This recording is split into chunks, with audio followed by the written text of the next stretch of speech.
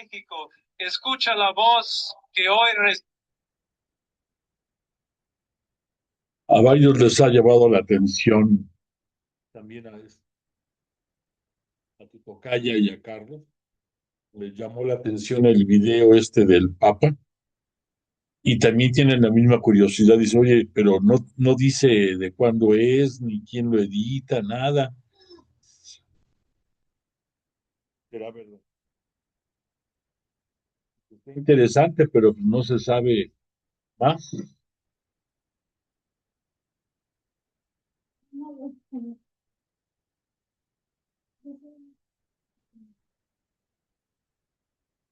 Hacen lo que quieren, ¿no?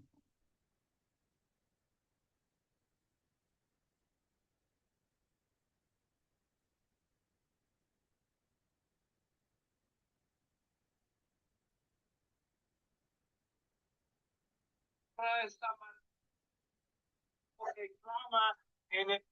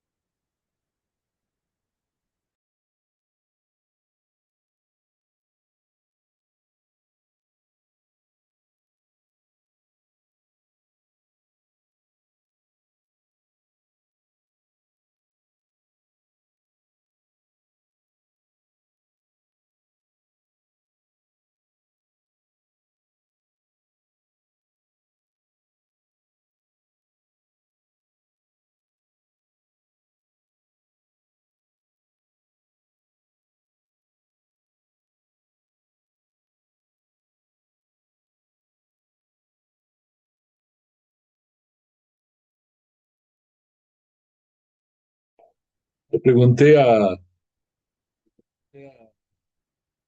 la inteligencia artificial y me contesta así, dice, sí, es fake news. Circulan varios videos en TikTok donde supuestamente el Papa León XIV habla sobre México, pero son montajes hechos. Lo que se ha verificado, el audio, como pueblo elegido, hay un video espiritual, y es un pueblo elegido. El audio no es original, no existe registro de este discurso, ni en la Santa Sede ni en Vaticano.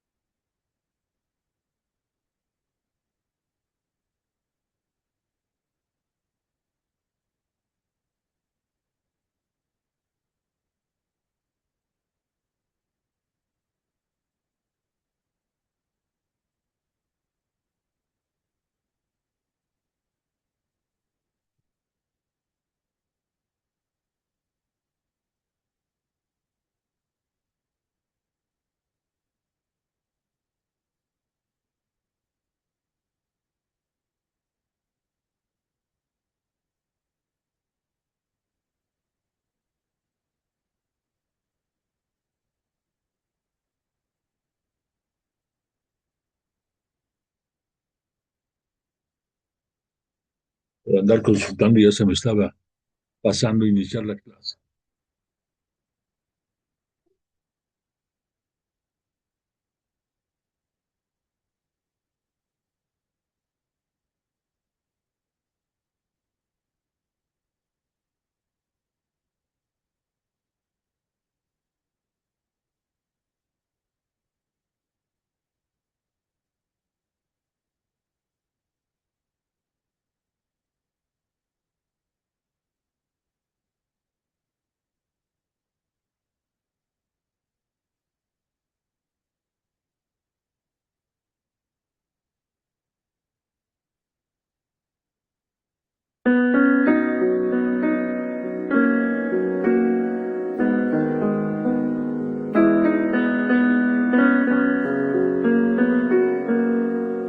Los confines de la tierra han contemplado el triunfo de nuestro Dios.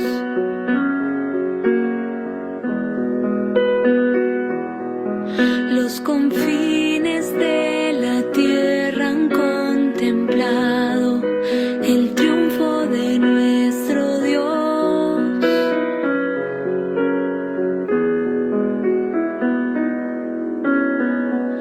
Canten al Señor un canto nuevo, porque Él hizo maravillas. Su mano derecha y su santo brazo le obtuvieron la victoria. Los confines de la tierra han contemplado el triunfo de nuestro Dios. El Señor manifestó su victoria, reveló su justicia a los ojos de las naciones. Se acordó de su amor y su fidelidad en favor del pueblo de Israel. Los confines de la tierra han contemplado el triunfo de nuestro Dios. Los confines de la tierra han contemplado el triunfo de nuestro Dios. Aclame al Señor todo.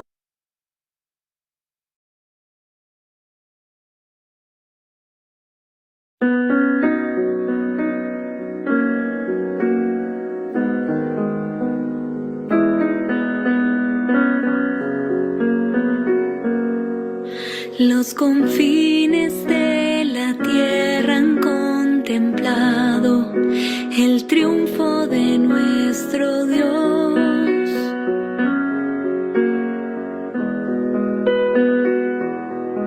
Los confines de la tierra han contemplado el triunfo de nuestro Dios.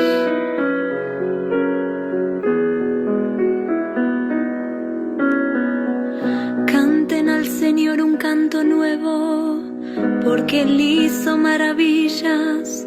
Su mano derecha y su santo brazo le obtuvieron la victoria. Los confines de la tierra han contemplado el triunfo de nuestro Dios. El Señor manifestó su victoria, reveló su justicia a los ojos de las naciones. Se acordó de su amor y su fidelidad en favor del pueblo de Israel.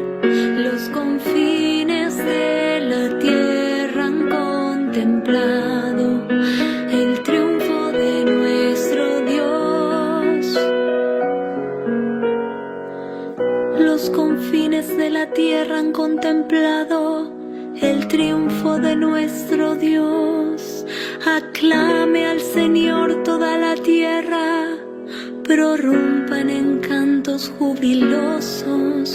Los confines de la tierra han contemplado el triunfo de nuestro Dios. Canten al Señor con el arpa y al son de instrumentos musicales, con clarines y sonidos de trompeta. Aclame al Señor que es Rey. Los confines de la tierra han contemplado el triunfo de nuestro Dios.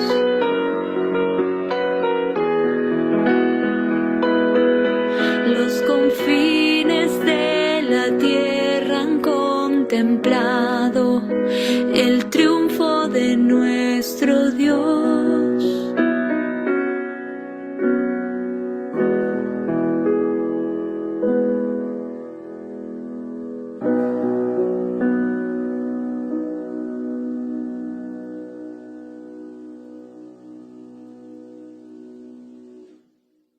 Hola, buenas noches.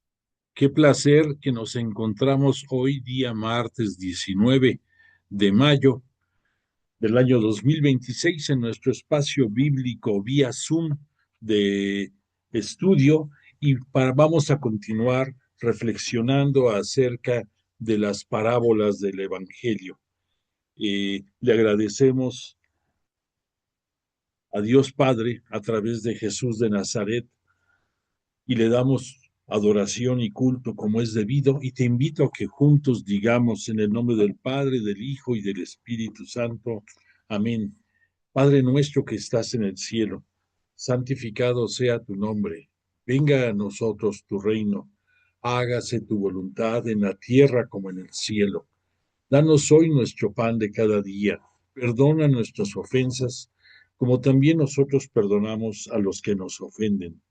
No nos dejes caer en la tentación y líbranos del mal. Dios te salve María, llena eres de gracia. El Señor es contigo. Bendita eres entre las mujeres y bendito el fruto de tu vientre, Jesús. Santa María, Madre de Dios, ruega por nosotros pecadores, ahora y en la hora de nuestra muerte. Amén. Gloria al Padre, al Hijo y al Espíritu Santo, como era en el principio, ahora y siempre, por los siglos de los siglos. Amén. E invocamos al Espíritu Santo y decimos: oh Espíritu Santo, don de Dios y fuerza de lo alto, fuente de agua brotante de vida eterna, desciende y mora en nuestros corazones. Haznos verdaderos adoradores del Padre, condúcenos a la plenitud de la verdad y transfórmanos en testigos de Jesús para llevar su nombre hasta los confines de la tierra. Amén. Pues honrados como siempre, porque Jesús de Nazaret, el unigénito de Dios Padre y su poderoso Espíritu Santo se encuentran entre nosotros, como todas las sesiones, y siento hoy más que nunca que están entre nosotros en esta semana de fiesta. No tiene otro nombre más que así decirlo. Esta semana de fiesta en que, por un lado, en el domingo pasado la liturgia celebró la ascensión de Jesús a los cielos después de haber hecho increíble, una increíble manera de enseñarnos la palabra de Dios Padre en todos aspectos, y después de haber cumplido con la voluntad de su Padre hasta el extremo, sube glorioso a los cielos y desde ahí se encuentra al pendiente de su iglesia, al pendiente del nuevo pueblo de Israel del que tú y yo formamos parte. Y además, en la próxima celebración litúrgica del próximo domingo, nuestra santa y querida Iglesia Cristiana Católica, única, fundada por un Dios, por una persona no solamente humana, sino también con los carismas de divinidad, la única en el mundo que existe, celebrará un año más de su existencia el próximo domingo, este domingo de Pentecostés. Por lo tanto, nuestra petición particular de esta noche va como petición a Dios Padre, que por los méritos de su Hijo Jesús, su unigénito, y por el envío del Espíritu Santo, que por imploración de Él tú enviaste a la santa y única Iglesia Cristiana Católica, se vuelva a refrescar este próximo domingo y nos llene a todos nosotros, integrantes del nuevo pueblo de Israel, de su espíritu. Esta bella oración que cada sesión estamos recitando, hoy más que nunca cobra vigencia, hoy más que nunca le pedimos desde este momento que estemos preparados para vivir en toda la gloria el próximo día de Pentecostés. necesitamos mucho el Espíritu Santo, necesitamos que nos renove, necesitamos que nos acreciente nuestra fe en Jesús de Nazaret, que nos haga que el corazón de carne que Jesús nos vino a cambiar de un corazón de piedra a un corazón de carne, de verdad sea sensible, de verdad podamos cumplir con el 11º mandamiento que Él nos dejó, de amar al prójimo como Él nos ama a todos nosotros, se haga realidad. Entonces, pues le pedimos de verdad, encarecidamente, que su envío del Espíritu Santo sea el regalo que esté con nosotros día a día, que podamos decir sin ninguna restricción: ven Espíritu Santo, ven Espíritu Santo, ven Espíritu Santo, y renóvanos, renuévanos, transfórmanos. Y la invitación de mi parte es que si tú tienes oportunidad este próximo día de Pentecostés de vivirlo en un ambiente de fiesta, lo hagas, porque es lo menos que merece el gran regalo de Dios Padre por la intervención, por la intercesión de Jesús de Nazaret, el Espíritu Santo, la tercera persona de la Santísima Trinidad. Por esa razón, en la apertura de la sesión de esta noche, que por cierto, perdóname, se me cruzaron los cables y no estaba saliendo el sonido correctamente y nos provocó un poco de retraso. Por eso el cántico que pusimos es un bello canto inspirado en el Salmo 98, que tiene como título El juez de la tierra. Y en pocas palabras, pues nos habla del momento escatológico en el que Jesús vendrá por la potestad recibida de Dios Padre como el heredero regio, como el heredero universal, vendrá junto con sus ángeles a juzgar a vivos y muertos el día de la parucía. Entonces, por eso este canto, este salmo, es tan bello, porque nos habla de ese juez de la tierra, que bueno, nosotros sabemos que ya no solamente es juez de la tierra, sino de todo el universo, por los méritos de toda su tarea en este mundo. Y por lo tanto, vamos a continuar estudiando esta noche reflexiones que en el libro de las parábolas del Evangelio el padre Carrillo Alday y la propia Biblia nos hacen acerca de las parábolas. En las clases pasadas estuvimos hablando de la importancia de la parábola del sembrador. Nos quedó perfectamente claro, pienso, que la parábola del sembrador es el eje sobre el cual parten todas las parábolas de Jesús en su ministerio público en este mundo, entre los años más o menos otoño del 27 a la primavera del año 30. Entonces,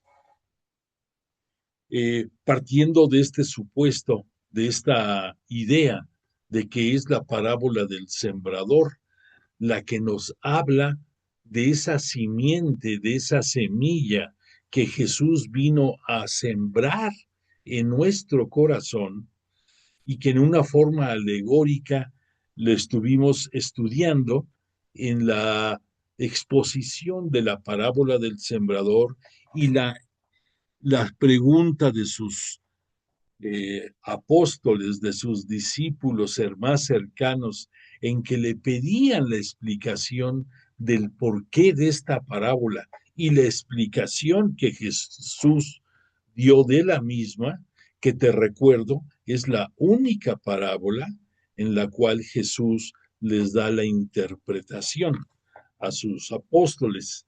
Bueno, nos queda claro de que es esa semilla la que Él vino a sembrar entre todos los hombres, entre los integrantes de la antigua alianza, que tristemente se reservaban a abrir su corazón y a dar cabida a todas las enseñanzas de Jesús. Recordemos que él, por instrucciones de su padre, estaba enfocado primeramente a llevar la palabra de Dios, la palabra de su padre, al pueblo elegido, al pueblo de Israel.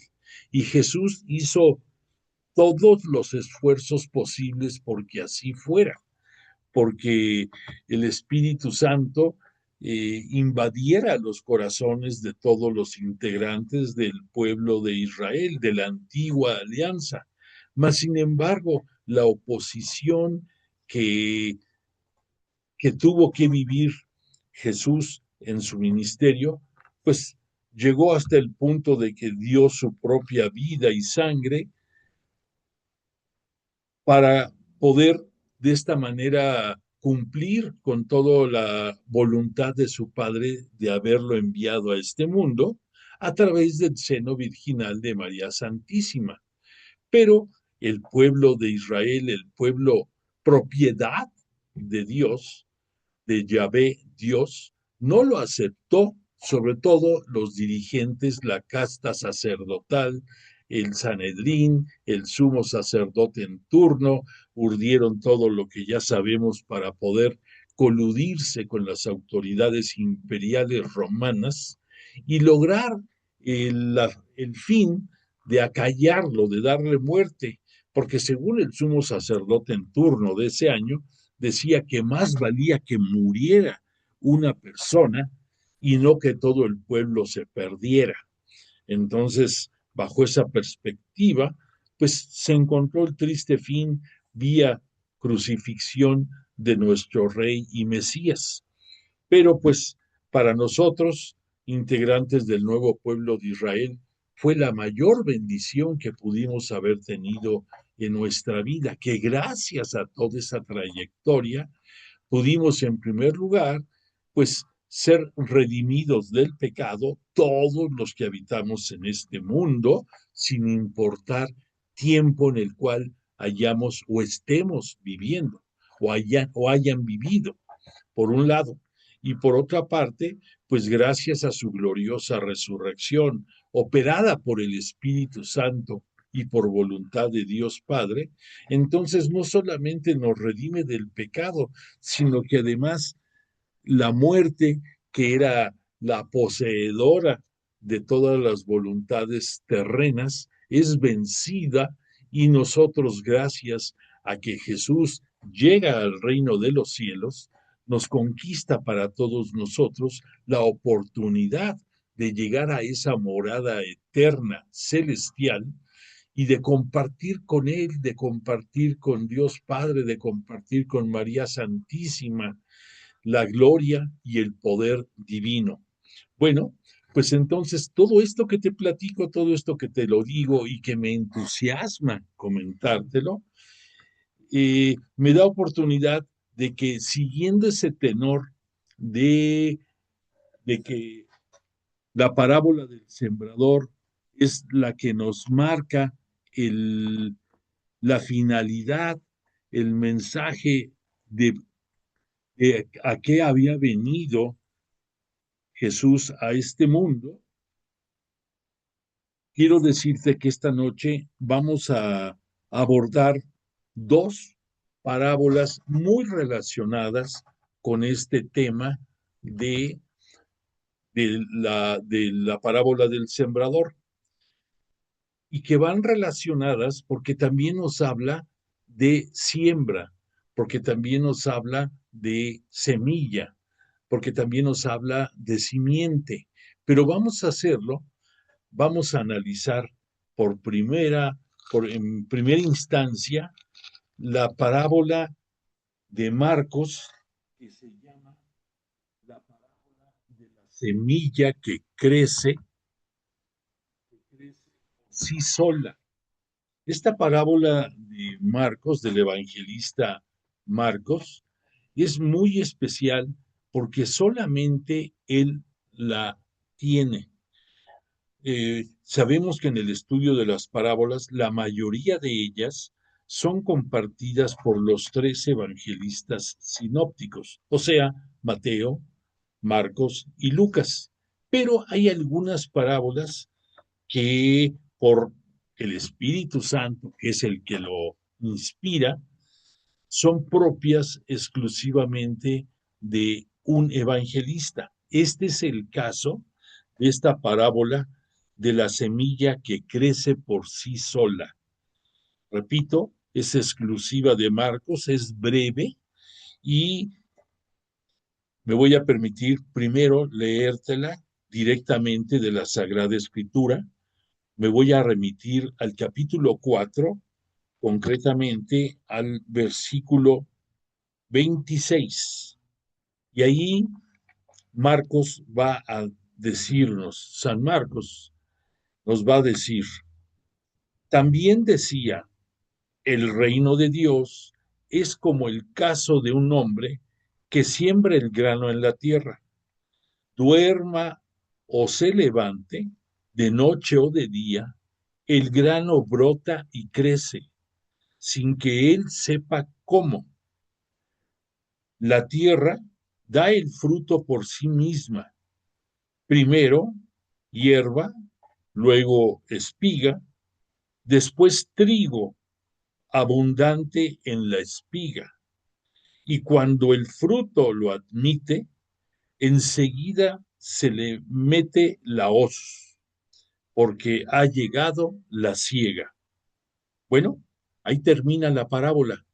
Repito, es muy breve, porque únicamente, pues, contempla 3 versículos, pero es muy contundente, porque nos habla en una forma muy clara, en una forma contundente, en una forma, pudiéramos decir, mmm, fuerte de lo que significa la palabra de Dios, que su reino es comparable al hombre que siembra el grano en la tierra. Y después aquí entra a un espacio un poco especial para todos nosotros, porque cita que duerma o no el sembrador, la semilla va a seguir creciendo por acción automática, pudiéramos decir, de la naturaleza y muy concretamente de la tierra en la cual fue sembrado. Y por lo tanto, en una forma automática va a ir creciendo, desarrollándose hasta llegar a dar fruto. Y entonces que la primera consecuencia de esto es que ese fruto contenido en la espiga, ese fruto, en cuanto llegue la temporada de la siega, o sea, de la cosecha, va a ser cortada por la hoz.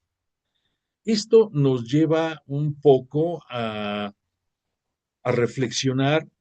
Nos cita aquí Marcos el Apocalipsis en su capítulo 14, en sus versículos 15 y 16.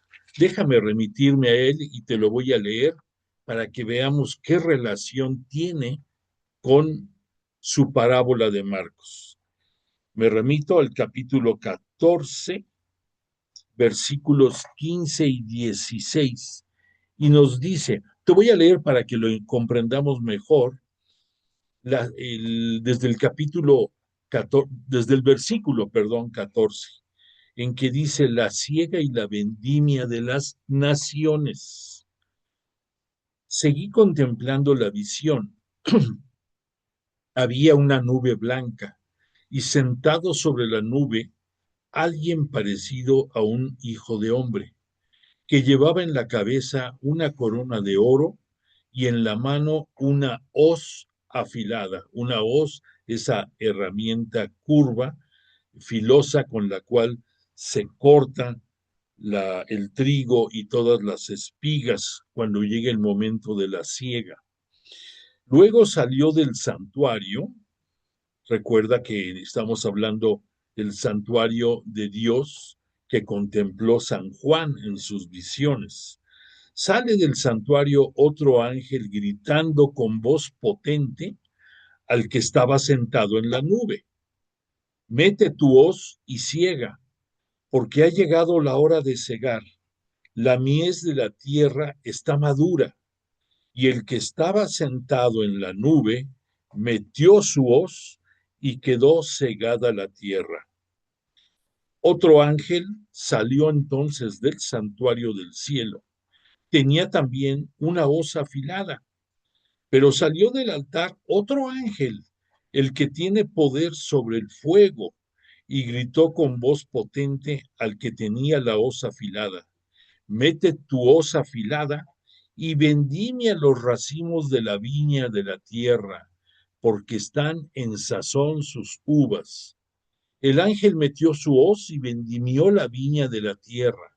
Lo echó todo en el gran lagar del furor de Dios. Pisaron las uvas en un lagar fuera de la ciudad, y la sangre que brotó del lagar llegó a la altura de los frenos de los caballos en una extensión de 1,600 estadios. Algo interesante de esta narrativa, de esta siega que hace Jesús ya glorificado, ya heredero regio, que por la potestad divina viene a juzgar a las naciones en la época de la parucía, en la segunda venida, es que los ángeles que están, esos dos ángeles que están también cegando, invitan a que lo hagan el corte, porque las uvas están en su punto, y estas uvas van a ser depositadas en un lagar fuera de la ciudad.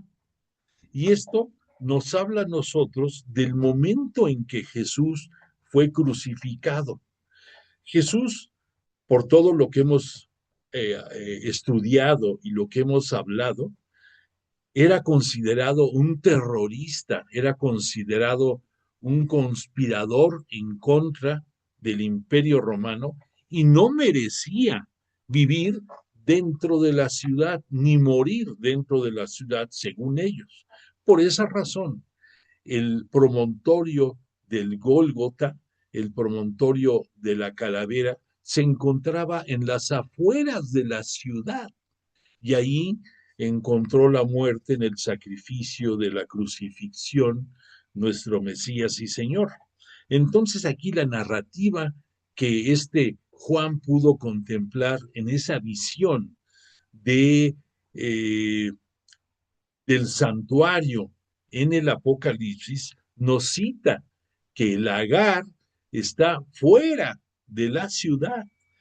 Entonces nosotros sabemos que se refiere a Jesús crucificado afuera de Jerusalén, y que ese lagar es una forma alegórica en que nos habla de las naciones que van a tener que rendir cuentas en el momento de este juicio final ante el sumo juez habilitado por Dios Padre, que es Jesús de Nazaret, como heredero regio.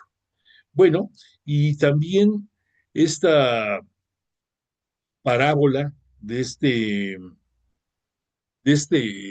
Marcos nos remite a una profecía del profeta Joel. Por si te interesa, anota el capítulo 4, versículo 13 de Joel. Esa es nada más una cita en que nos habla de nueva cuenta de esta visión que tiene Juan, pero dentro de lo que fue el Antiguo Testamento. Ahora, ¿qué es lo que nos interesa a nosotros analizar o reflexionar más bien acerca de esta parábola?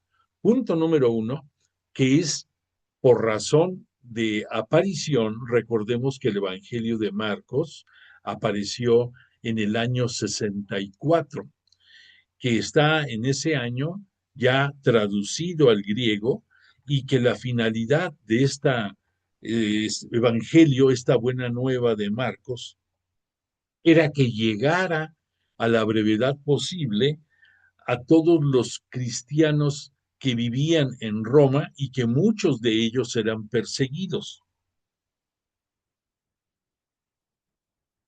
Por lo tanto, no tiene el nivel de análisis teológico que vamos a encontrar en otros evangelios que aparecieron posteriormente.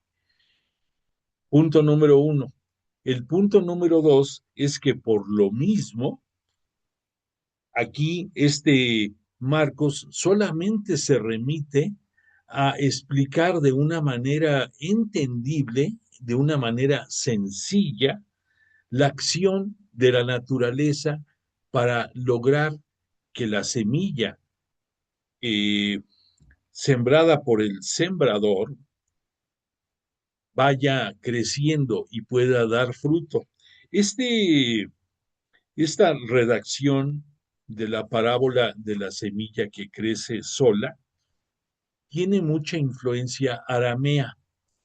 Recordemos que la lengua en la que se comunicó Jesús con todos sus congéneres en su ministerio era el arameo. El arameo era una lengua semítica, o sea que viene desde la época de Sem, Cam y Jafet. Precisamente de Sem se van a ir desarrollando culturas, naciones, y van a tener un estilo que los unifique, y es la lengua. Y esa lengua aramea era un poco retórica, hablaba sobre lo mismo en muchos conceptos y usaba conectores muy peculiares. Uno de los conectores peculiares del arameo es la letra I, la Y que conocemos nosotros. Y si te diste cuenta, en esta exposición de esta parábola aparece mucho el I. Por ejemplo, cuando dice duerma o se levante de noche o de día, el grano brota y crece sin que él sepa cómo. O sea, esos conectores es muy típico de la lengua aramea. Pero el fondo de esta parábola, repito, era acrecentar la fe de esos cristianos perseguidos en la persona, en la obra, en la palabra de Jesús. Entonces, no pone aquí muchos detalles y análisis Marcos por una simple y sencilla razón, porque ni él mismo lo sabía, ni él mismo los conocía, y entonces lo pone tal cual esta parábola. Ahora, déjame decirte algo más con relación a esta parábola de lo que el padre Carrillo Alday nos dice. Para esto, permíteme, me voy a referir a a la redacción de esta misma parábola, pero de un texto más antiguo todavía que el propio Evangelio de Marcos. Un texto escrito en griego, por supuesto, pero que presenta algunos pequeños cambios. Y escucha, por favor, cómo aparece esta parábola en tiempos anteriores al propio Evangelio de Marcos. Dice, así es el reino de Dios, como un hombre que arroja la semilla sobre la tierra y que duerma y que se levante noche y día, y la semilla brota y germina como él no lo sabe. Automática la tierra da fruto, primero hierba, luego espiga, luego trigo lleno en la espiga. Pero cuando el fruto lo permite, mete enseguida la hoz, porque la siega está presente. ¿Ok? ¿Se entiende? En esta versión viste que predomina más ese conector de I. Y por otra parte, aquí pues pudiéramos decir que el crédito principal no se lo lleva el sembrador ni su semilla. El crédito principal sería la buena tierra que hace que efectivamente en forma automática este fruto se llegue a dar. Pero aquí esto tiene un detalle que quien lo lee esto en un principio no lo advierte. Si tú escuchas esto y le das el crédito a la tierra, a la naturaleza, a la buena tierra, ¿qué pensarías? Bueno, ¿esto qué significa? ¿Que el sembrador no le importa? ¿Que su único interés era echar la semilla y punto? Por un lado. Por otra parte, esto significa que teológicamente el sembrador está dormido y no le importa qué pase con su semilla. Es algo lógico que lo pienses, pero tú que ya tienes mayor formación bíblica, tú que ya puedes analizar esto desde otros puntos de vista, déjame comentarte. Un contraste brota a la vista, mientras que el campesino, después de sembrar, continúa plácidamente su vida, acostándose y levantándose noche y día, sin preocuparse del grano sembrado. La actividad vegetal de la tierra realiza incansablemente su obra y no termina sino hasta producir espigas cuajadas de granos. Solamente entonces, porque la siega ha llegado, el sembrador tomará la hoz. Pero aquí vienen las reflexiones. Así sucede con el reino de Dios que Jesús está sembrando. Posee una fuerza de germinación, de crecimiento y de fructificación tan irresistible que escapa a todo cálculo humano y supera con mucho nuestra actividad. Jesús es el sembrador y no ha rehusado presentarse bajo la figura de un felá negligente. Te explico qué quiere decir felá. Felá es una manera oriental de referirse a un trabajador que está en el campo, un trabajador que se dedica a la agricultura. Pero es un término un poco denigrante el decir un felá negligente. Por eso se acompaña de negligente. Entonces Jesús es un sembrador, pero no piense cualquier persona que escuche esa parábola que es un negligente Jesús, que espera tranquilo a que la tierra fructifique por sí sola. Él no sabe cómo, pero está seguro y convencido de que la siega llegará. En la frase, como él no sabe, no habrá escondido Jesús una de esas ignorancias de que quiso participar al tomar la naturaleza humana. Recordemos, o sea, Jesús, dentro de sus atributos, uno de ellos es el Hijo de Hombre. Y esto, en pocas palabras, es la condición humana que él aceptó tener al igual que cualquiera de nosotros. Y que únicamente él no tiene pecado alguno, ni su madre tampoco lo tuvo desde el momento de su concepción misma, la Santísima y Virginal María. ¿Por qué? Pues porque Dios Padre estaba preparando el mejor escenario para que en el seno de esta mujer eh, única se desarrollara su propio hijo. Y por lo tanto entendemos nosotros que ninguno de ellos dos conoció lo que es el pecado. Pero Jesús aceptó el tener las mismas condiciones que los humanos. Por esa razón se puede llegar a pensar que no es que él fuera ni negligente, ni que tampoco no tuviera la sabiduría o la inteligencia necesaria para permitir que esto se escribiera sin darle un crédito fuerte al sembrador, que muy probablemente fue una manera de que Jesús permitió que el Espíritu Santo guiara al escritor sagrado, haciéndolo presentar a Jesús como un humano más, como alguien con deficiencias, con errores, con, con mucha necesidad de crecimiento, como cualquiera de todos nosotros.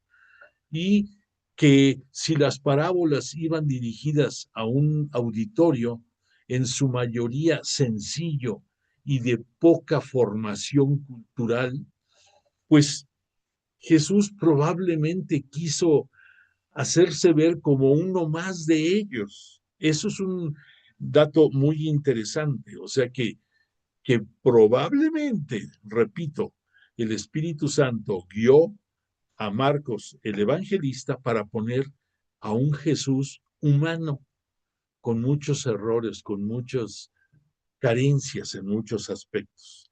Por otra parte, la parábola va enfocada al punto fundamental, hacia la siega, hacia el punto final en que el grano va, en que la espiga, perdón, va a morir, y que eso va a liberar al grano, que se va a transformar en harina, y de esa harina va a ser pan, y del pan sustento para todas las personas. Entonces, es entendible que la parábola esté enfocada al punto final, a la siega. El texto del profeta Joel que te mencionaba, lo que dice Joel en su capítulo 4, versículo 13, es esto: meted la hoz para que la mies está, perdón, meted la hoz que la mies está madura. Algo similar a lo que los ángeles dijeron de la viña, de las uvas. Aquí también Joel, el profeta, reconoce que la mies está madura y que debe de ser cortada. Esto sirvió de inspiración al evangelista o al mismo Jesús por la acción del Espíritu Santo. Se trata de los últimos tiempos, cuando el fruto está sazonado. Al decir sazonado, es que está en su punto. Es pues una parábola de contraste y una parábola escatológica, o sea, una parábola que tiene el fin de los tiempos como punto final.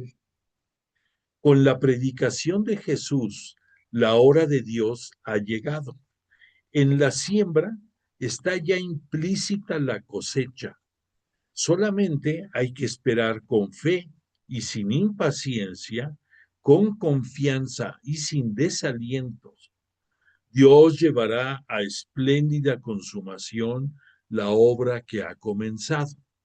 Entonces, tenemos la claridad, nosotros estudiosos de las parábolas y de la Biblia, que la finalidad de las parábolas es que tú, que yo, que todos las que las oigamos las parábolas, las reflexionemos, las hagamos vida propia, saquemos las conclusiones debidas, y estas conclusiones deben de ir enfocadas a lograr nuestra salvación.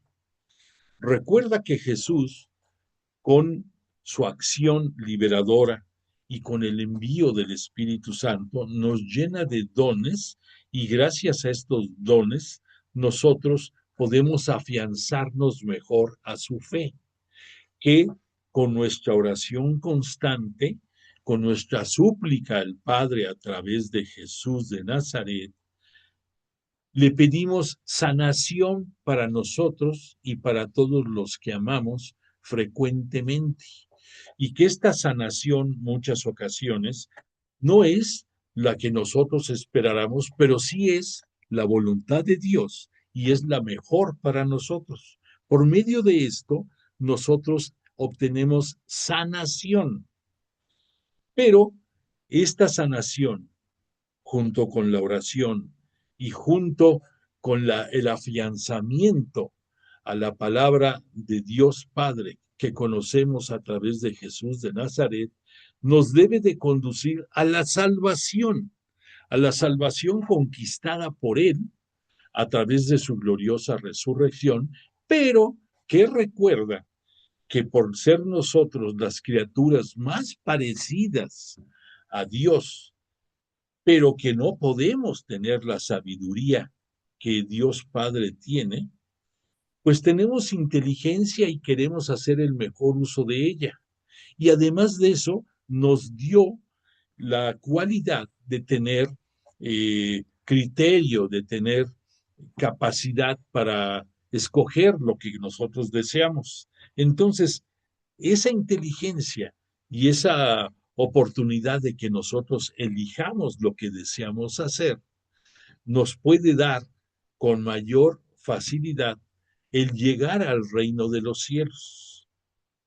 Entonces, esto es la finalidad de las parábolas y no podemos perder el objetivo que esto demanda. Bueno, entonces ya esa simple parábola que nos presentó este Marcos, ya con el análisis del padre Carrillo, nos da otra visión, nos da otro porqué de esta explicación.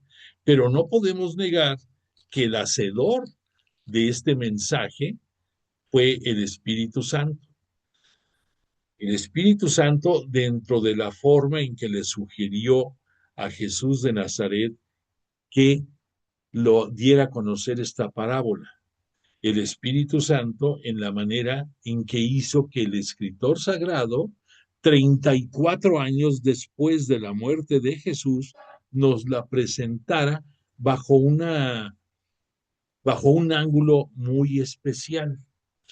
Y que esa parábola a nosotros, casi a 2000 años después, pues nos da un mensaje enriquecedor y que nos deja muy claro que esa semilla que Jesús sembró en nosotros, si nosotros nos afianzamos a su fe, si nosotros dejamos que la oración nos conduzca hacia Dios Padre a través de Jesús de Nazaret, si le pedimos la intercesión del Espíritu Santo para que nos guíe y conduzca, entonces vamos a llegar a la morada eterna, al reino de los cielos, y vamos a estar deseosos de que ese corte de la hoz de Jesús de Nazaret y de sus ángeles se dé en el momento de nuestra parucía particular, que será el día que dejemos este mundo y que nuestro cuerpo material se quede en esta tierra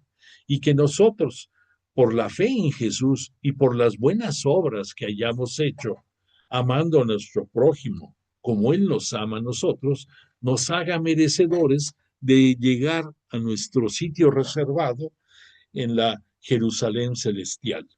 Bueno, después de este estudio de esta parábola, quiero que nos remitamos a otra parábola.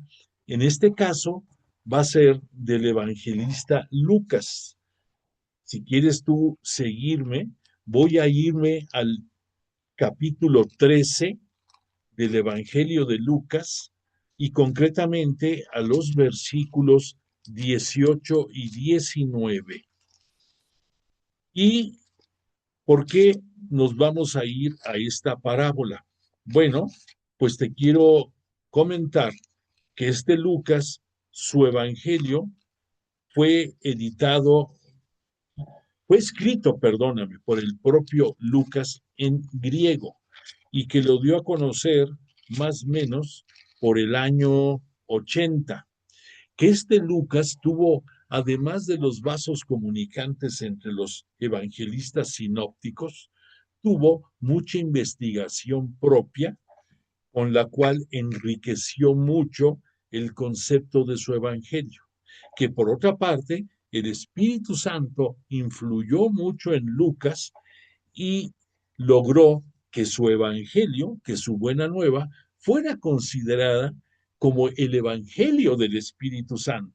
Al mismo tiempo es el Evangelio de la misericordia y es el Evangelio del ensalzamiento de la mujer.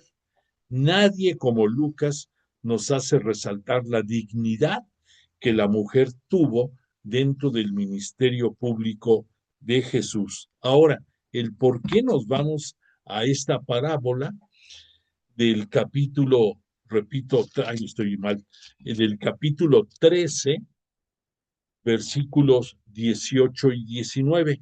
Porque esta parábola, al igual que con Marcos, es una parábola exclusiva de Lucas.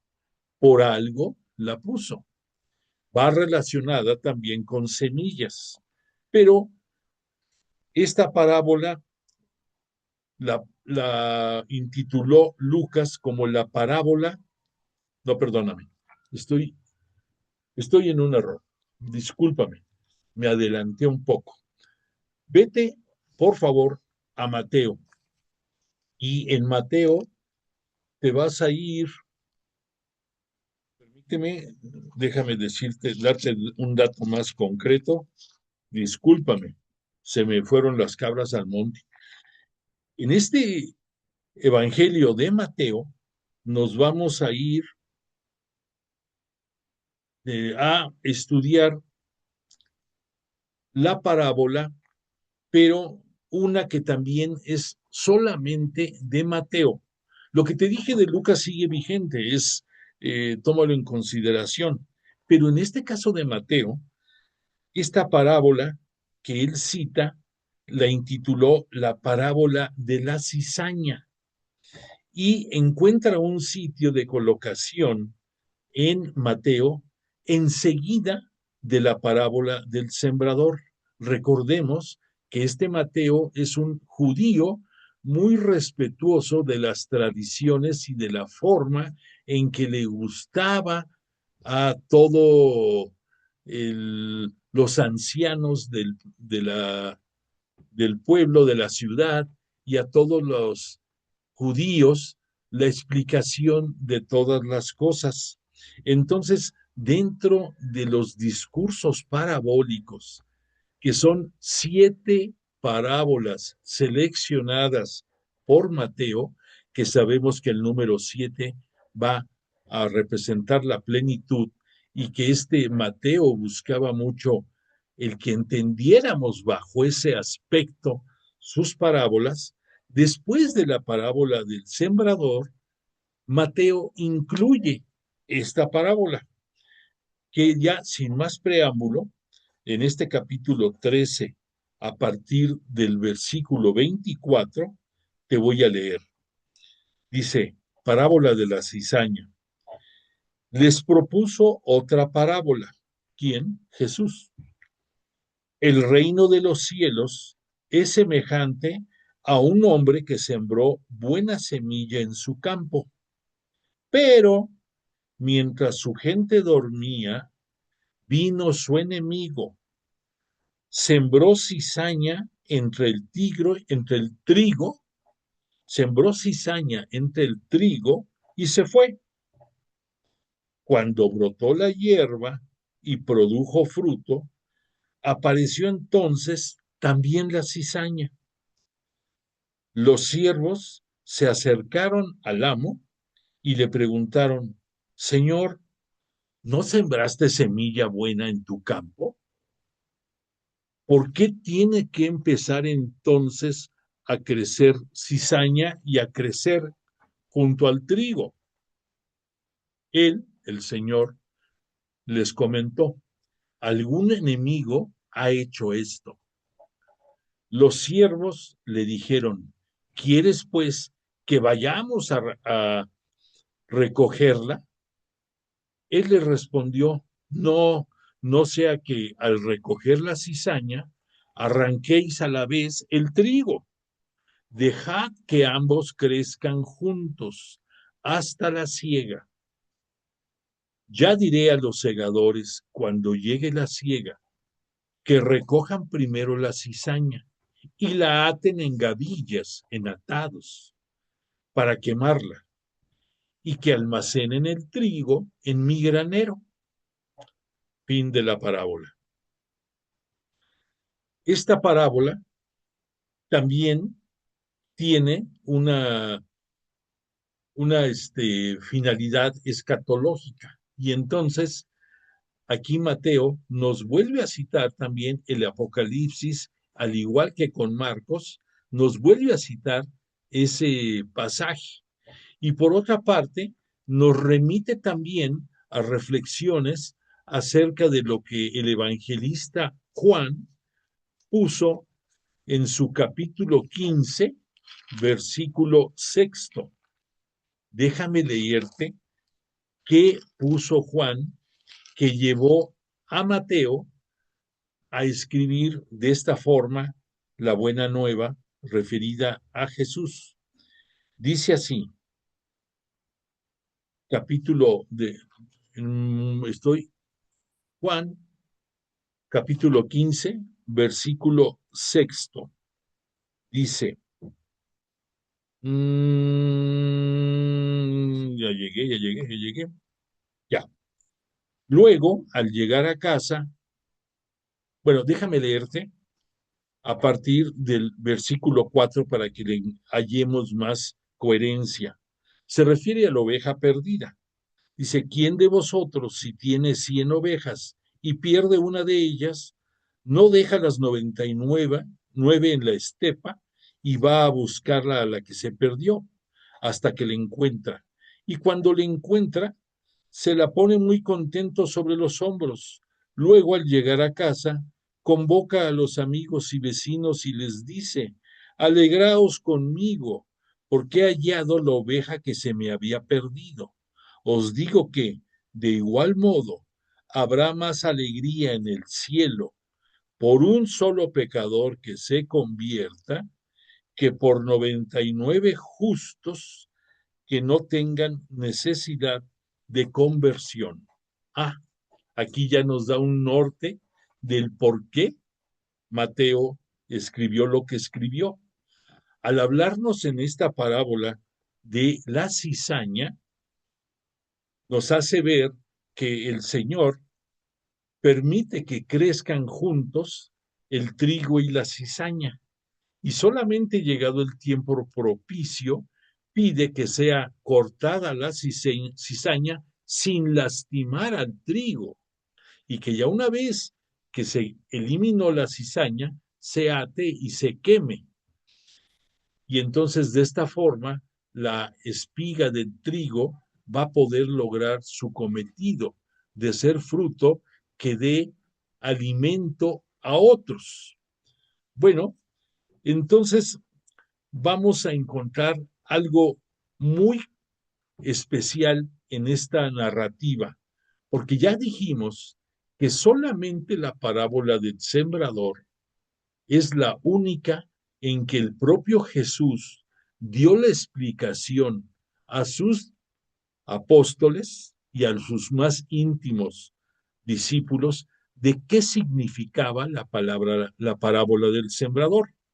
Pero si tú te vas a este evangelio de San Mateo, te vas a encontrar que en ese mismo capítulo 13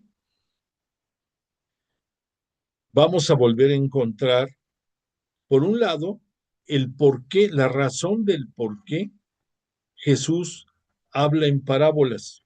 Nada más te lo leo, es muy breve, para recordarte el por qué, que esto tiene un sustento derivado de el Salmo 78, y en este caso nos va a citar también algo que San Pablo anotó en su primera epístola a los Corintios.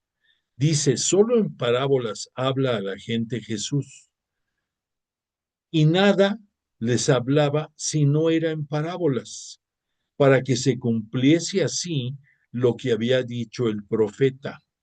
Abriré con parábolas mi boca, anunciaré lo que estaba oculto desde la creación del mundo. Fíjate, el alcance de esto. Abriré con parábolas mi boca, anunciaré lo que estaba oculto desde la creación del mundo. Entonces esto está soportado en las profecías de este Isaías y en lo que Pablo pone en su primera epístola a los Corintios y que se refuerza en un estribillo del Salmo 78, en su versículo 2, que quieres saber qué es lo que dice, déjame decirte, porque lo tenemos aquí cerca. Salmo 78, versículo segundo, dice, voy a abrir mi boca en parábolas, a evocar los misterios del pasado. Eso es lo que dice el Salmo. Bueno, lo interesante de esta parábola, además de lo que puso, es que aquí, de acuerdo a la narrativa de Mateo, vamos a ver una interpretación de la parábola de la cizaña. Pero aquí lo interesante es que tú, estudioso de la Biblia, ya sabes que la única explicación de las parábolas la dijo Jesús solamente de la parábola del sembrador. Que lo que te voy a leer ahorita, o lo vas a leer tú, en el capítulo 13, a partir del versículo 36 de Mateo, nos va a dar una explicación de acuerdo a lo que la iglesia primitiva nos va a decir acerca de esta parábola. ¿Y qué tenemos que entender por iglesia primitiva? Bueno, pues fíjate que el próximo domingo que celebremos el Pentecostés, con la llegada del Espíritu Santo sobre todo, sobre todo, sobre los apóstoles, la Virgen María, las santas mujeres que se encontraban en el cenáculo, todos los que estaban ahí, el Espíritu Santo descendió en forma de lenguas de fuego y previamente se había escuchado un ruaj, un viento impetuoso por por todo Jerusalén, que hizo que toda la gente que se encontraba ahí, propios y extraños, se acercaran al cenáculo para ver qué era lo que sucedía.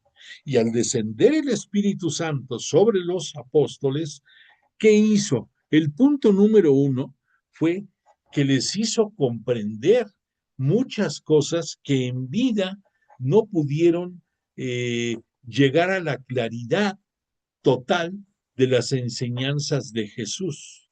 Así como Pablo, cuando poco antes de llegar a Damasco, cae y en ese instante se le revela a Jesús y le hace ver que por qué lo persigue y que Pablo no entiende qué pasa, pero en ese instante Jesús hace una conversión total sobre la vida de Pablo, pues en este mismo tenor hizo que sus apóstoles tuvieran una conversión total de entender todas las enseñanzas de Jesús que les había compartido durante el tiempo que compartió con ellos en su ministerio público, en esos casi 3 años. Punto número 2 es que el Espíritu Santo los va a llenar de mayor cantidad de gracias y dones que va a permitir que tengan un enlace, una forma de comunicarse más fluida con cualquier persona, hablara o no arameo, hablara o no hebreo, fuera de alguna otra nación, pagana, gentil, del Oriente Próximo, del Oriente Lejano, sin importar las lenguas, el Espíritu Santo va a operar en ellos lo que son entre otras cosas, el don de lenguas, en que ese don de lenguas debemos de entenderlo como la oportunidad de darse a entender a otras personas que hablaban lenguas diferentes al arameo que ellos hablaban y que les entendieran. Bueno, este es un don que el Espíritu Santo, entre otros, les entrega en ese día de Pentecostés a los apóstoles. Bueno, estos apóstoles ya llenos del Espíritu Santo y bajo la guía de Pedro, la roca sobre la cual la iglesia de Jesús se va a sostener, entonces, dentro de las actividades que esto demanda, ellos fueron los que hicieron la explicación de esta interpretación de lo que significaba la parábola de la cizaña. Entonces, cualquier persona lee la Sagrada Escritura y en el mejor de los casos va a decir, qué bueno que Jesús dio la interpretación de esta parábola. Pues no fue Jesús. Tú, estudioso de la Biblia, lo sabes. Esta interpretación fue dada por los primeros patriarcas de la iglesia, o sea, Pedro y el resto de los apóstoles. Ya ahí, ya Matías ya se encuentra ocupando el sitio que dejó vacante Judas después de su ahorcamiento, después de su muerte por arrepentimiento de la entrega de Jesús, que lo llevó a la muerte en cruz, al maestro y rabuní nuestro. Entonces, vamos a ver ya con esta precisión qué es lo que dice de interpretación de esta parábola de la cizaña la Sagrada Escritura. O sea, aquí, métete el chip, aquí la explicación que vas a escuchar es lo que el Espíritu Santo les dio de sabiduría para interpretar esta parábola a Pedro y a los primeros patriarcas de la Iglesia Cristiana, de la Santa Iglesia Cristiana Católica, que ese día de Pentecostés nació. Bueno, pues entonces dice, entonces despidió Jesús a la multitud y se fue a casa. En eso se le acercaron sus discípulos y le dijeron, explícanos la parábola de la cizaña del campo. Él respondió, Jesús, el que siembra la buena semilla es el Hijo del Hombre. El campo es el mundo. La buena semilla son los hijos del reino. La cizaña son los hijos del maligno. El enemigo que la sembró es el diablo. La siega es el fin del mundo y los segadores son los ángeles. Caray, aquí sí ya el escenario se llenó. Te lo vuelvo a leer porque es muy interesante. Nomás permíteme un traguito. Dice, te repito, el que siembra la buena semilla es el Hijo del Hombre, o sea, Jesús. El campo es el mundo en el cual estamos insertados por bendición de Dios Padre en este bello mundo con toda la naturaleza que nos cobija y que también dentro de este planeta, otra de las acepciones de la palabra mundo es que mundo se refiere al poder de los ángeles caídos sobre nosotros los humanos. Estos ángeles caídos nos hacen creer que el mal no existe, nos engañan, nos seducen, nos hacen disfrutar de pecar y muchas veces nos contagia esa forma en que nos presenta el pecado. Por esa razón, entonces, aquí estamos entendiendo la palabra mundo con dos acepciones. La geográfica, la naturaleza que contemplamos y que nos rodea, y por otra parte, mundo, como el asedio de las fuerzas del mal sobre nosotros que nos sacan del camino en el cual está la semilla que puso el Hijo del Hombre, o sea, Jesús, entre nosotros durante su ministerio público. La buena semilla son los hijos del reino. Recordemos que Mateo no cita la palabra Dios, nos va a hablar siempre de cielo o de reino. Entonces aquí dice, la buena semilla son los hijos del reino, o sea, los que acogieron la palabra, la semilla sembrada por Jesús, la entendieron, la hicieron parte de ellos y a través de esa vivencia de la palabra, socorren y están con su prójimo. Esos son los verdaderos hijos del reino. No nada más nosotros que dijimos que nos bauticen en el nombre del Padre, del Hijo y del Espíritu Santo y ahí muere.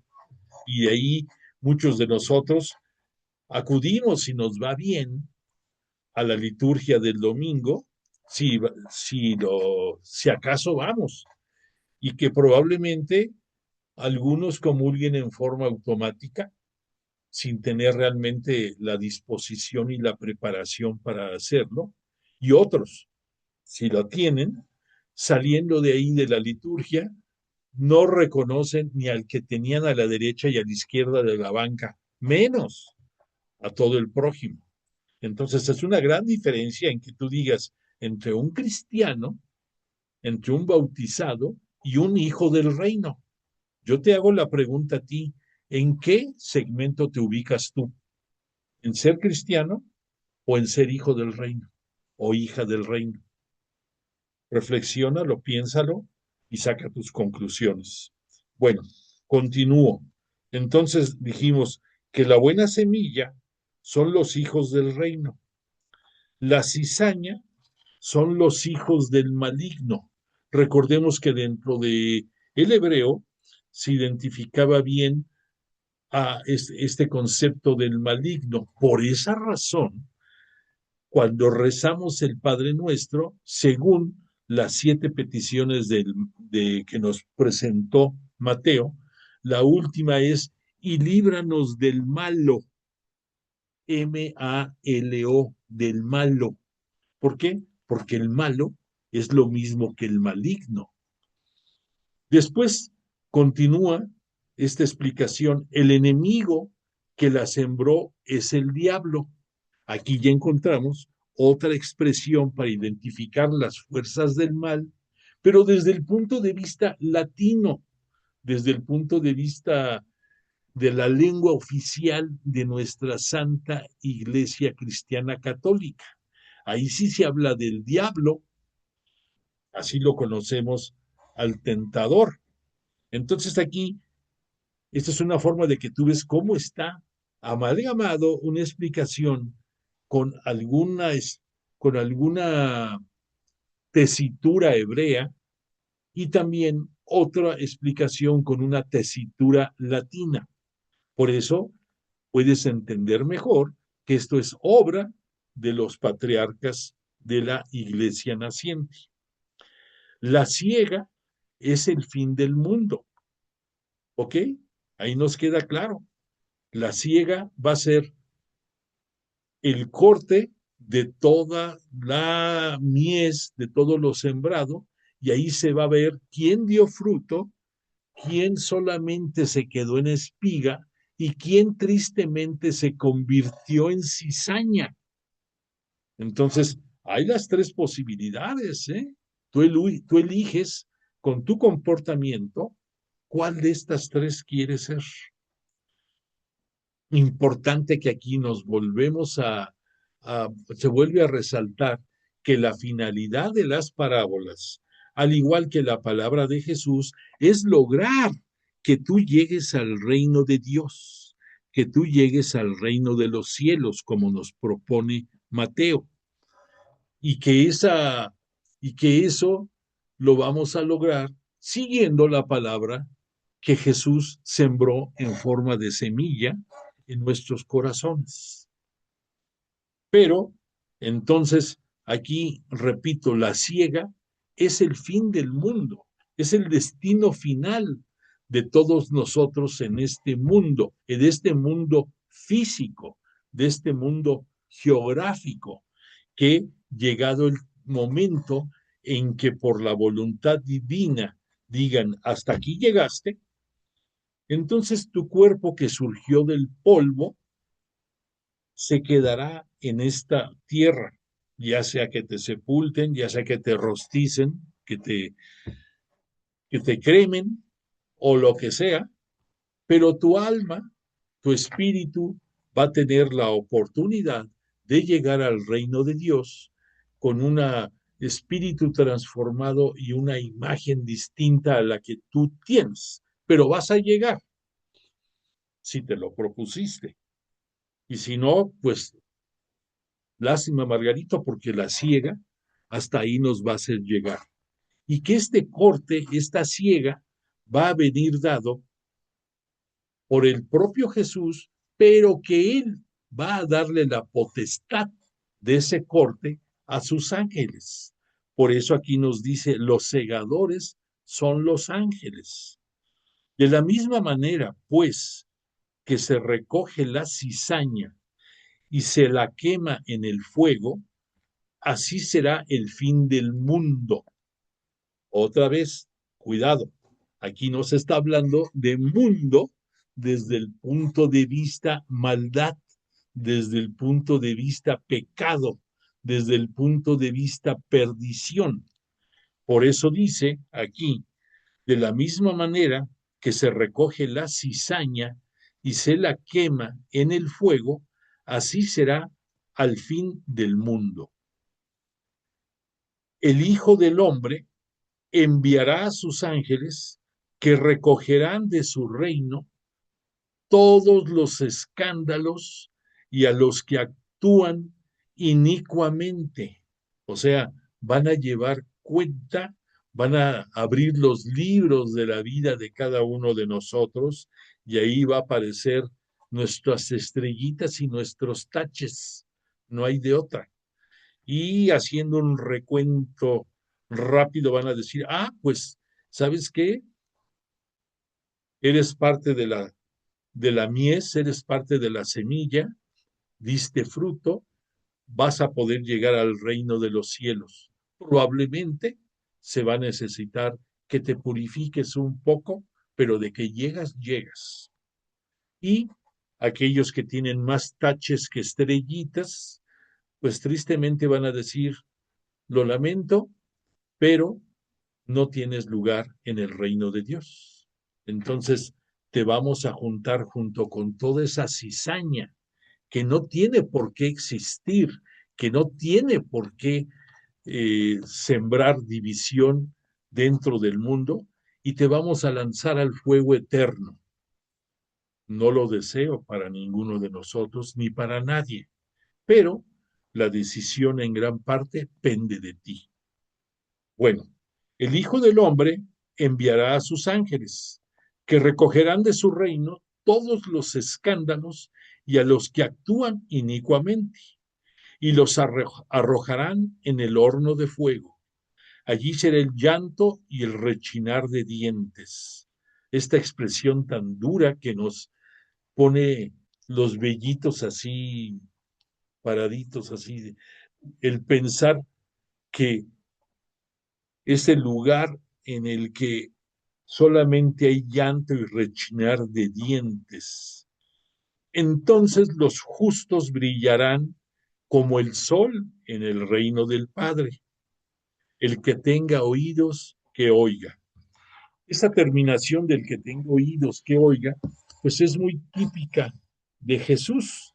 Pero repito, nosotros ya estudiosos de la Biblia, pues estamos contemplando que esta parábola de la cizaña exclusiva de Mateo tiene una fuerte instrucción y enseñanza para todos nosotros. Déjame darte, para cerrar un poquito más este concepto, algunas apreciaciones del padre Carrillo sobre esta parábola. Ya dijimos que es exclusiva de Mateo y que Mateo ha encontrado en la tradición evangélica la parábola del trigo y la cizaña, y según su método de agrupamiento de elementos similares, la ha insertado en su discurso de las parábolas, en sus 7 seleccionadas parábolas. Siendo así, es preciso, para dar con el sentido primero de la pieza, investigar cuál pudo ser la razón, el porqué de esta acción en Mateo. La situación es existencial en el que Jesús pronunció esta parábola atendiendo a las circunstancias concretas de la vida. El texto de la parábola nos dice así, bueno, ya para no redondear, ya la leímos, pero bueno, déjame leerte esto es importante. Otra parábola les propuso diciendo, se asemejó el reino de los cielos a un hombre que sembró buena semilla en su campo. Mas mientras dormían los hombres, vino su enemigo y sobresembró cizañas en medio del trigo y se fue. Cuando germinó la hierba e hizo fruto, entonces aparecieron también las cizañas. Llegándose los siervos del amo a la casa, dijeron, Señor, ¿no sembraste buena semilla en tu campo? ¿De dónde pues tienes cizañas? Él les manifestó, un hombre enemigo hizo esto. Los siervos le dicen, ¿quieres pues que vayamos a recogerla? Y él manifestó, no sea que, recogiendo las cizañas, arranquéis con ella el trigo. Dejad que crezcan juntas ambas hasta la siega. Y al tiempo de la siega diré a los segadores, a mis ángeles, recoged primero las cizañas y atadlas en gavillas para quemarlas, mas el trigo reunidlo en mi granero, en el reino de Dios. La parábola de Mateo comienza semejando el reino de Dios a un hombre que sembró hermosa semilla. En realidad no es el hombre ni la semilla lo que se comparará al reino de los cielos, sino el momento final de la cosecha. Volvemos al punto. Lo importante es el final de tu vida, el final de los tiempos. El epíteto hermosa dado a la semilla prepara ya la oposición contra la mala hierba. La cizaña es una semilla botánicamente parecida al trigo. Sus primeros brotes son iguales y de ambos se alza una espiga que produce granos. Solo más tarde aparecen las diferencias. La espiga de trigo alcanza una altura mayor y la cizaña no se come, no es comestible. Que con el trigo brote la cizaña es un caso normal en las tierras de Palestina.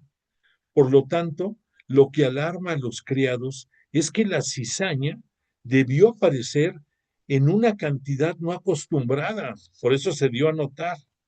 A las palabras de los criados, el amo respondió, pero su respuesta no deja de sorprender. Parece no inmutarse. Más aún, contesta con tranquilidad, como quien sabe o comprende fácilmente lo que ha sucedido. Un enemigo ha hecho esto. Los criados, menos satisfechos a la contestación, le ofrecen ir a arrancar la cizaña. ¿Quieres que vayamos a recogerla?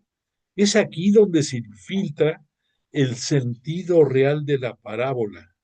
¿Acaso no es ordinario que los criados vayan a extirpar de una vez la hierba mala que invade los campos? ¿A qué viene, pues, esa pregunta? Solo se explica esta intervención dada por la cantidad de cizaña que brotó fuera de lo normal. Pero la respuesta del dueño, o sea, Jesús, es negativa y da la razón. No sea que al recoger la cizaña arranquéis también el trigo. Las raíces de trigo y cizaña pudieron entremezclarse al sacarse, y se corre el riesgo de que también el trigo se venga para afuera. Por eso agrega, dejad que ambos crezcan juntos hasta la siega. Y el Evangelio agrega, entonces la cizaña aparecerá, se le arrancará y se le quemará. ¿Cuál es el sentido de esta primitiva parábola? Hay que tener presentes las ideas del judaísmo contemporáneo de Jesús. Se pensaba que el establecimiento del reino de Dios traería consigo una depuración enérgica y violenta del mal y de los perversos, una coexistencia del reino de Dios y de los pecadores parecía imposible. Para los fariseos, recuerda, las gentes que no conocían la ley eran malditos. Por esa razón, los sectarios que vivían en el Qumran no querían contaminarse de la forma de pensar de los fariseos. Jesús, por su parte, reacciona como diciendo hay que esperar, hay que tener calma y benignidad, hay que ser pacientes. Una eliminación intempestiva de los malos elementos sería peligrosa aún para la buena semilla. O sea que aquí es otro aspecto que no lo vimos nosotros. Jesús, en su misericordia, a pesar de que él sintió la maldad y la desviación del pueblo judío cuando él ejerció su ministerio público, dice a sus, a sus segadores, déjenla todavía la cizaña. Está teniendo misericordia de decir, a ver si aunque después de que yo ya no esté aquí, ellos aceptan mi palabra y se transforman. Esa cizaña que representan ellos se quite y que nada más perdure el trigo. La maldad no puede venir de Dios, viene del enemigo. Hay que ser tolerantes. La obra de Dios ciertamente prosperará. Los hombres que no se precipiten querrán arrancar el mal y eliminar a los pecadores. Ese es el Señor de la cosecha. A su tiempo, Él hará lo que sea necesario. Y otras dos explicaciones eclesiológicas de la palabra, de la parábola. ¿Cómo es posible que el Señor duerma? El Señor no duerme, el Señor está al pendiente de su siembra, está vigilando y sabe que el enemigo está acechando, igual que en esta época lo hace contigo, conmigo y con todos. Pero por otra parte, no por eliminar el mal vamos a ser criaturas perfectas. Lo podemos ser si lo decidimos nosotros y con la gracia del Espíritu Santo. Pero no porque existe el mal, nos vamos a dejar nosotros llevar por el mal. Vamos a tener que asumir el pelear contra el mal por la buena semilla que Jesús sembró en nosotros, por la palabra de Dios y por nuestro bautismo. Y con eso, más el Espíritu Santo que le oremos y le rogamos y le pidamos que nos conduzca, vamos a poder llegar al final de los tiempos. Pero aquí hay otro elemento que Jesús nos está dando a entender. Mientras que los hombres dormían, evitaban el choque y la parábola se podía aplicar a los pastores de la iglesia, que deben vigilar para evitar que los lobos crueles hagan prejuicios y perjuicios en el rebaño de Dios. Esto lo vemos en Hechos de los Apóstoles, capítulo 20, versículos 28 a 31. La vigilancia es necesaria en todos los cristianos. Por lo tanto, ¿pueden los malos cristianos continuar viviendo dentro de la iglesia? Pregunta. De ninguna manera. La situación violenta dentro del reino quedará de manifiesto en el gran día de la siega, y entonces se verá que la suerte de buenos y malos será diferente. Entonces, la explicación de esta parábola nos da otras luces. En una manera alegórica nos habla de la obra necesaria de los pastores que conducen al rebaño del Señor. Jesús, el buen sembrador, él siempre está al pendiente, pero él está ya en los cielos y desde los cielos sigue con nosotros. pero quienes manejan su iglesia son los pastores. Por lo tanto, la explicación que da Mateo reviste un carácter de una catequesis alegórica que interpreta y desarrolla los datos primitivos. Es una exhortación que se empeña en describir el último juicio con el fin de eliminar la falsa seguridad en que podrían vivir ciertos cristianos. Bueno, pues dicho todo esto, te pido una disculpa porque me tuve que extender un poquito más por lo que en el principio de la sesión perdí en esa hilación de la imagen y la voz. Le agradecemos a Jesús de Nazaret y a su Espíritu Santo todo lo que esta noche nos hicieron comprender, y yo te agradezco a ti el que hayas estado presente. Que la palabra de Dios se vea reflejada en nuestro corazón y acciones, y que estemos dispuestos a que el próximo domingo vivamos como nunca el día de Pentecostés, y que nos transforme el Espíritu Santo, nos ayude en nuestra conversión, y que afianzados en la fe en Jesús de Nazaret podamos tener la sanación de nuestro cuerpo y la salvación de nuestra alma. Que así sea. Y yo te pongo el cierre de esta clase y nuevamente muchas gracias de tu presencia. Da constancia de tu asistencia, por favor, y aquí nos vemos, si Dios lo permite, dentro de 8 días.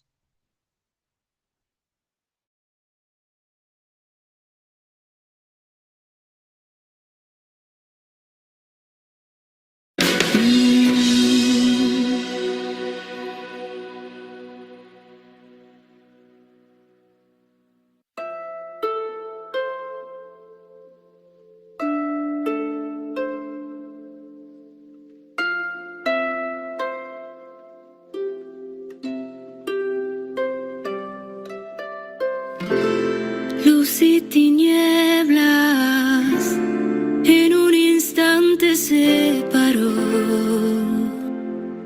tu gran amor. Hiciste el mar y el cielo y todo lo que habita en ellos solo por amor. Y se cumplió tu sueño, soplando tu aliento solo por tu gran amor. Tú cuidarás de mí, tú guiarás mis pasos. Mi refugio es tu presencia que no tiene descanso.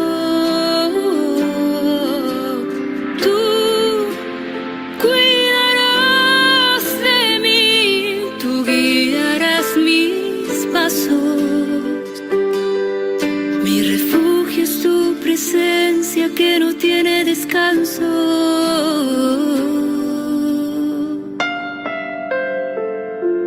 Y en la inmensidad de tu creación elegiste mi pequeñez, Señor. Contigo quiero estar por la eternidad, a la sombra de tu majestad. Porque tú cuidarás de mí, tú guiarás mis pasos. Mi refugio es tu presencia que no tiene descanso.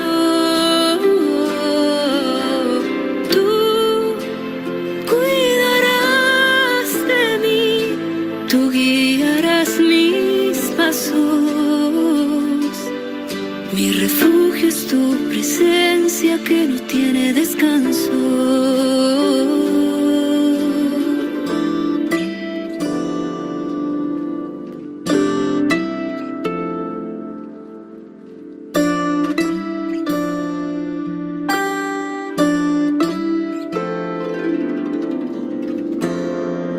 Me río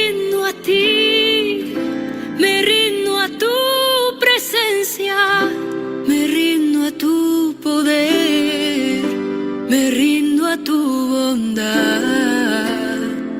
Me rindo a ti, me rindo a tu presencia, me rindo a tu poder, me rindo a tu bondad, porque tú cuidarás de mí, tú guiarás mis pasos. Mi refugio es tu presencia que no tiene descanso. Tú cuidarás de mí, tú guiarás mis pasos. Mi refugio es tu